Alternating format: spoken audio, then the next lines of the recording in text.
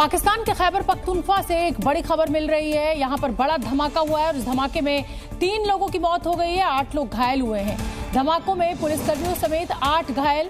Police काफिले को निशाना बनाया गया। पुल पर आईडी लगाकर ये ब्लास्ट हुआ है। तो पाकिस्तान के खैबर पख्तूनख्वा में ये बड़ा धमाका हुआ है, 3 लोगों की मौत, 8 लोग घायल हुए।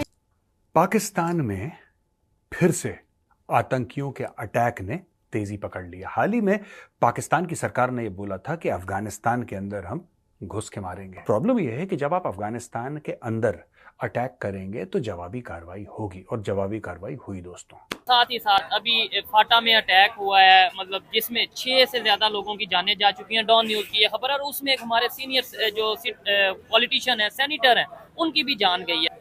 गवर्नमेंट की तरफ गवर्नमेंट आम जनता के बारे में बिल्कुल भी नहीं सोच रही। अच्छा। ठीक है, अब अवाम कुछ हद तक देखे तो अवाम प्रोटेस्ट कर रही है, आए दिन कोई ना कोई प्रोटेस्ट हो रहा है। तो पुलिस काफिले को निशाना बनाया गया। यहाँ पर पुल पर आईडी लगाकर ये ब्लास्ट किया गया। पाकिस्तान के खैबर पख्तूनख्वा से ये बड़ी खबर इस समय की हम आपको बता रहे हैं। आईडी लगाकर यहाँ पर एक पुल को उड़ाया गया और उसमें कई लोग घायल हुए हैं, 3 लोगों की मौत हो गई।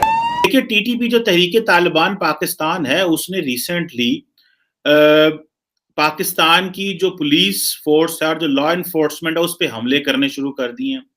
रशीद साहब ये कहते हैं कि पुलिस पर हमला इस बात का इशारा है कि इस्लामाबाद में दहशतगर्दी शुरू हो गई है। इस्लामाबाद के अंदर से पहले तक तो ये था ना, हम कहते थे कि पॉलिटिकल स्टेबिलिटी नहीं है, जिसकी वजह से जरा ये हालात हैं। अब तो गवर्नमेंट बन गई है, पॉलिटिकल स्टेबिलिटी भी देखने को मिल रही है, मतलब एक गवर्नमेंट चल रही है।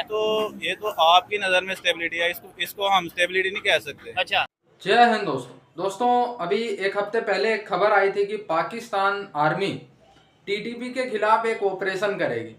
पाकिस्तानी आर्मी का ऑपरेशन पता नहीं, पाकिस्तान ने टीटीपी को एलिमिनेट किया पता नहीं, लेकिन टीटीपी ने पाकिस्तानियों को एलिमिनेट करना शुरू कर दिया। जी हाँ दोस्तों, कल शाम को एक बहुत भयंकर आईडी ब्लास्ट हुआ एक गाड़ी के नीचे। रिमोट कंट्रोल आईडी था। जैसे फॉर एग्जांपल एक रास्ते में उन्होंने एक बॉम्ब फिट कर दिया और साइड से छुप के देख रहे हैं। जैसे ही उस जगह पे गाड़ी आई और बटन दबाया और वो गाड़ी जो है ख़त्म, ब्लास्ट हो गई। 3 से 6 लोगों को इसमें एलिमिनेट करने की खबर है, और एक एक्स सेनेटर पाकिस्तान के, वो भी इसमें एलिमिनेट हो गए। जो एक्स सेनेटर थे वो पाकिस्तान में एंटी टेररिज्म जो एक ग्रुप था, एंटी टेररिज्म पाकिस्तानी आर्मी का एक ग्रुप था, उसके वो ऑपरेटर थे या लीडर थे या उसको कमांड करते थे, उनकी भी इसमें जो है मृत्यु हो गई। तो ओवरऑल पाकिस्तानियों को टीटीपी ने खुली चुनौती दी, अगर लड़ सकते हो, बच सकते हो तो बच लो।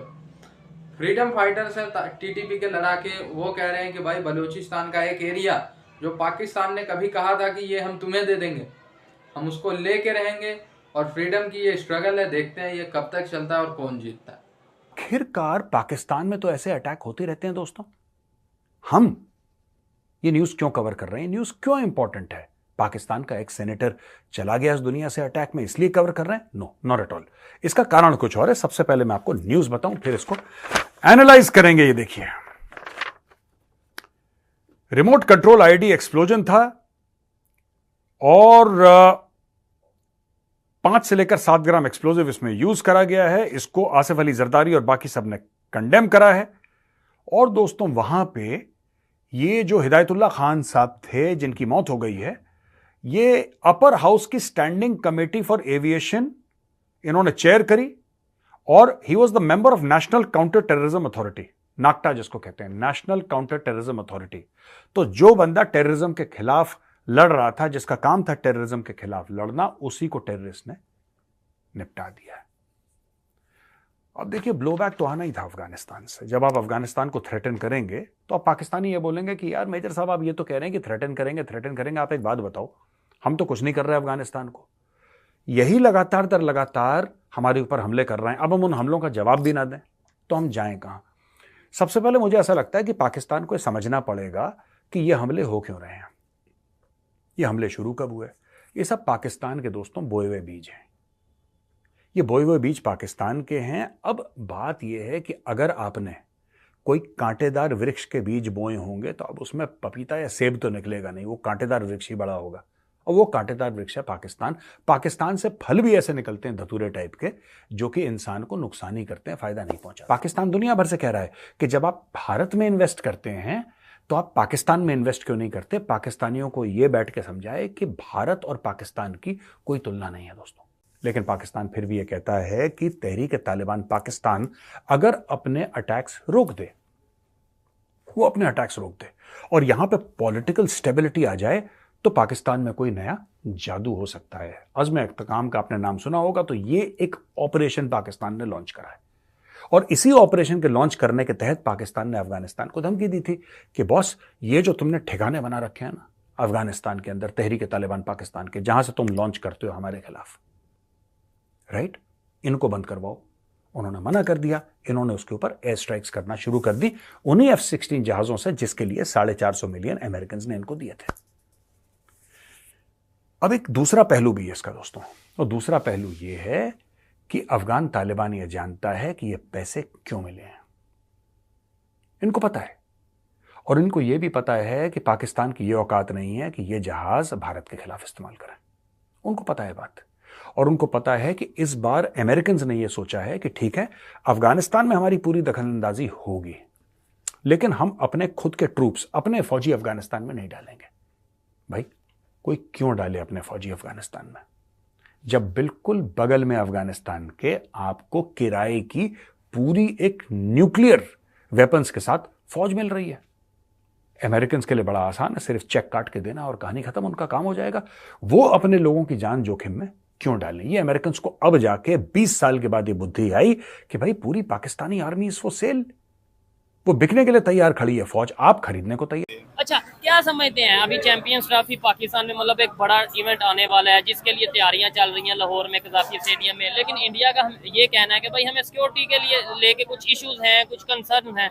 पाकिस्तान में जब ऐसे वाकयात आए दिन देखने को मिलेंगे, कभी ये मतलब हमारे सैनिटर नहीं महफूज, कभी इमरान खान पे फायरिंग, कभी ये चीजें, तो क्या उनका फिर ये जो कंसर्न है या जो वो कहते हैं वो अपनी जगह ठीक नहीं देखिए, वो अपनी जगह पे बिल्कुल ठीक है, वो अपनी जगह पे बिल्कुल राइट है, क्योंकि अपने जान माल तहफ़्फ़ुज़ हर बंदा चाहता है। ठीक है, और उनके हीरोज आने हैं, तो जाहिर सी बात है, अगर वो अपने हीरोज भेजने हैं, वो सबसे पहले अपनी जान माल और हर चीज का तहफ़्फ़ुज़ मांगेंगे। अगर ये उनको नहीं मिलता तो वो पाकिस्तान में आए। ठीक है, और ये हमारे पाकिस्तान के लिए क्या नाम है, एक कमतरी है हमारे पाकिस्तान के लिए, शर्म वाली बात है कि लोग क्या नाम है इस वजह से नहीं आ रहे कि ये हम वहाँ पे जाकर सिक्योर नहीं है। इवन के हम लोग खुद यहाँ पे बैठे हैं, यहाँ पे हम लोग बैठे भी सिक्योर नहीं है। नहीं, यहाँ बैठे तो है इजीली, क्या मतलब कोई बंदा कुछ भी करके जा सकता है, कैसे आप कह सकते हैं, पूछने वाला नहीं है, कोई पूछने खींचने वाला नहीं है। ठीक है। अच्छा, मुझे बताएं, अक्सर हम ये देखते हैं कि भाई कोई भी इशू होता है ना, हम इल्जाम लगा देते हैं अमेरिका ने कराया, ज्यादातर अगर कोई अटैक टूक होता है तो कहते हैं जी इंडिया ने करवाया।